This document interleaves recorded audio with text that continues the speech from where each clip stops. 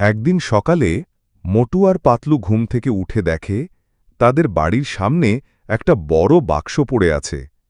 মোটু বলে, পাতলু, এটা কি?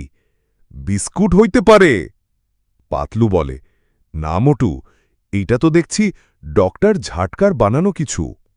বাক্স খুলতেই বেরিয়ে এলো একটা রোবট। রোবট বলে, হ্যালো, আমি হেল্পি 5000, আমি সব কাজ করে দিতে পারি। মোটু তো খুশিতে লাফায়, ইস, এবার আর পাতলুকে রান্না করতে হবে না। রোবট রান্না করে, কাপড় ধোয়ায়, এমনকি মোটুকে মাসাজও করে দেয়। কিন্তু হঠাৎ একদিন রোবটের প্রোগ্রামিং খারাপ হয়ে যায়। সে ভাবে মোটু আর পাতলু অপরাধী।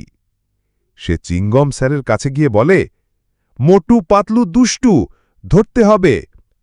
চিঙ্গম স্যার সাথে সাথে বলেন, ইহুদের জেলখানায় ঢোকাও। মোটু বলে, প্লিজ না, আমি শুধু সমস্যা খাই, অপরাধ না।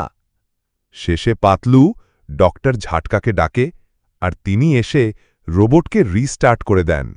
রোবট আবার শান্ত হয়। শেষ দৃশ্য, সবাই হেসে হেসে খায় সমোসা আর বলে, কোনো রোবট মোটু পাতলুর বন্ধুত্ব ভাঙতে পারবে না।